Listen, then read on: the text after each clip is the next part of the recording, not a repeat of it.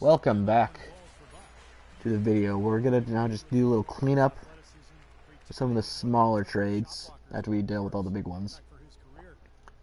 First, let's go with Sacramento, Washington trading point guards. They just traded backup point guards, and I think for both teams it makes sense. Let's go with the Wizards, who already got the better one. They get Raymond Sessions, younger, better scorer. And the reason they got him is because they were afraid that Andre Miller wasn't quick enough to stay in front of the quicker point guards in the league. Which is understandable. Which is ironic because they made such a big deal of acquiring Andre Miller a couple years ago, the deadline, because they wanted that veteran aspect. They wanted that proven leader to kind of like solidify their bench and really like be a mentor to John Wall. But you look at their team now, I mean, they've got Paul Pierce. They've got a lot of veteran bigs. So you don't really need another veteran head in the locker room, especially if it's going to be a liability on the defensive end. So they go younger, get Raymond Sessions, who can stay in front of guards and is a great shooter, and a good shooter. And that always can help a team like that, where you have John Wall who's going to be driving and need someone to kick out to. For the Sacramento side of it, they're not going to make the playoffs. The West is just too deep. So you get a guy who new coach George Karl likes and is familiar with, and is a guy that only needs to play some spots behind Darren Collison, assuming Darren Collison is healthy, and just kind of bring that veteran presence, kind of a calm head in the locker room. Maybe see if he can talk to DeMarcus Cousins, keep him from blowing his load every now and then. That'd be nice.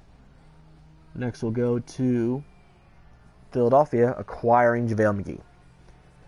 This is an interesting trade, as I think it could prove to be a little beneficial to the 76ers. Because I think if all else, if you just play him out for the rest of the year and waive him or do whatever, I think it could be beneficial because it gives you a preview of what it might look like to have Noel and Embiid play together. What I mean by that is, you can play Joel at the center, you can play Noel. Yeah, you can play JaVale at the center, and you can play Noel at the power forward. This gives you a little preview of what it'll look like next year to have having two bigs play together. It gives Noel a little head start at playing the 4, which he will have to get used to playing next year, playing alongside Embiid. And I think it can give you a little idea of what can work and what doesn't work.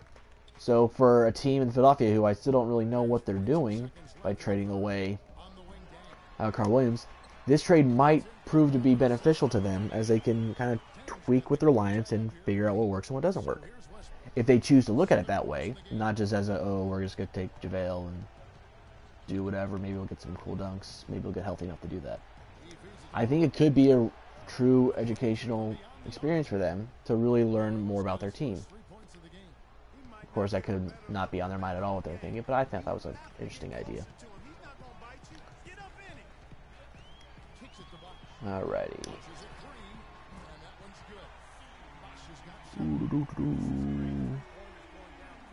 Some of the more other minor ones. I think the last ones we got left are Houston. Houston made a pair of trades to kind of like flush out their bench and try to make that last push for the second half of the season. They acquired KJ McDaniels from Philadelphia in exchange for Isaiah Cannon. And they acquired Pablo Prigioni from the Knicks for Alexi Shved. So, Sixers, they need a point guard because they lost Mark Carter Williams. And for the Knicks, they shut down Carmelo. They tried to clean house as much as they could. Probably gave Prigioni a chance to go play for a playoff contender, which is nice of them. But nothing really affects them.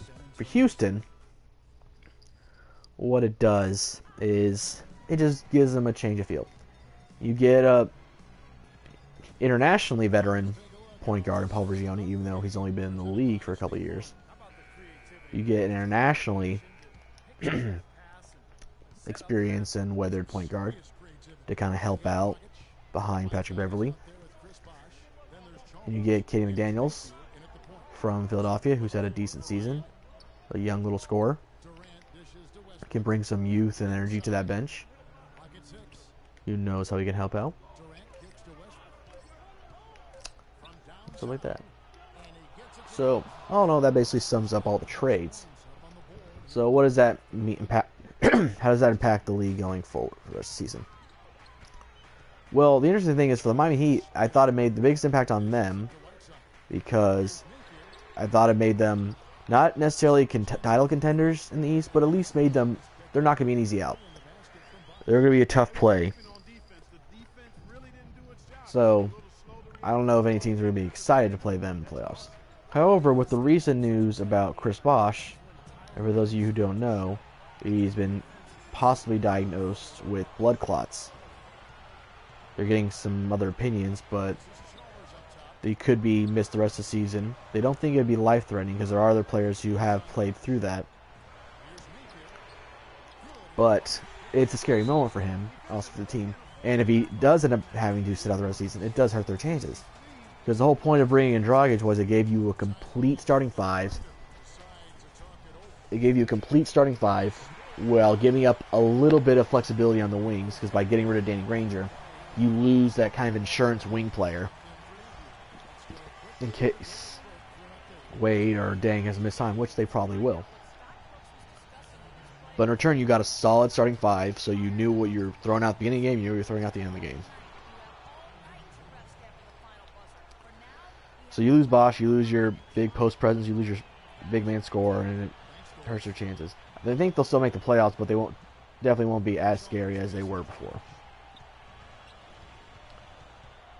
Now, as far as the Thunder, I think they were already gonna make the playoffs before this trade. I think they were gonna be the 8th seed. I don't think they'll go any higher than that, but I think they'll be the 8th seed.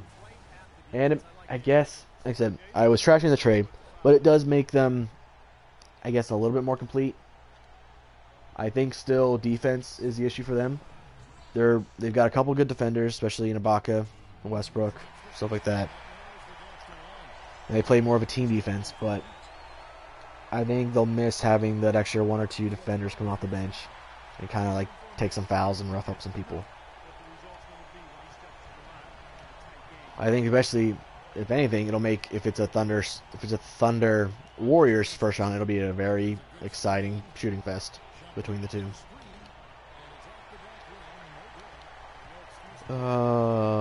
Everywhere else, I think Portland, with that move, they solidify themselves as a playoff team. They're close to contender status. I don't know if they're quite there yet. Ooh, it's getting quiet.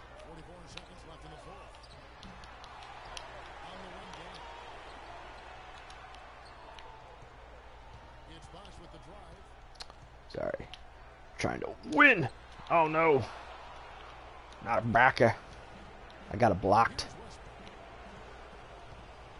So, yeah, I think Portland, I think they solidify themselves as the top half of the team. In the West, sorry, I gotta concentrate real quick to see if I can sneak out a win.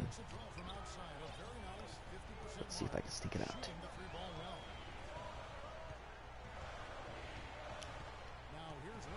So much concentration.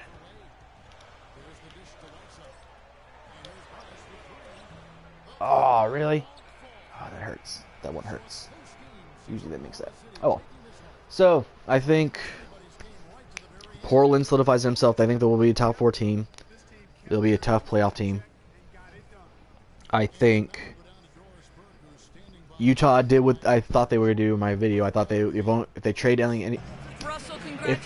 anybody, it will be Enes Kanter, and which is good. So that means now Rudy Gobert can get more playing time, more flourished. Denver just became really sellers, but they didn't get rid of Wilson Chandler, Ty Lawson, so we just see how they go moving forward. Sacramento, we'll see how Miller can maybe bring a calming sense to the locker room. Washington, maybe by getting Raymond Sessions, they'll be able to be more a complete team and deal with teams on defensive end. Philadelphia, I don't know what they're doing, but maybe they have a sneaky idea with JaVale McGee if they want to do that strategy I talked about. Minnesota gets KG. they get sentimental. Brooklyn gets Thaddeus Young. They're still not going anywhere. Detroit gets Reggie Jackson, who I didn't really talk about, because in this season, I think they might be able to make the playoffs, maybe. But it'll be more interesting next year when Brandon Jennings comes back, because that'll be an interesting power struggle. Phoenix loses a couple point guards and replaces them with a new one because they love point guards. Boston gets a more proven point guard in Isaiah Thomas, while Marcus Smart still tries to develop his game. Knicks just send out players and try to accumulate picks and build for the future. Houston, just a little minor tweak, and hopefully that'll be enough. And they're hoping that will be enough for them to make a deep playoff run. Miami makes the biggest splash, and New Orleans is there. So, that will conclude my trade deadline special. I will apologize. I forgot to change the time of my game. I was going to set it for a little longer so I'd have a little more time to complete. But I am happy that 3-minute quarters seems to be pretty good in order to get these streams down to around 30 minutes, which I want to do in the future for some of these kind of like quick games where I can only talk about one thing, especially if like maybe some other free agent signings happen, some other big news happens between teams. I can just do these little like quick custom games like that and not just stick to my team mode. So, with that, thank you for listening and watching. You should find this on YouTube in a little bit at youtube.com/BrentLuckey, BrentLuckey. And if you want to know more about when these streams are happening and when these videos are posted, follow me at Twitter at BRELuckey. That's BRELUCKEY. Thank you for watching, and I will see you next time.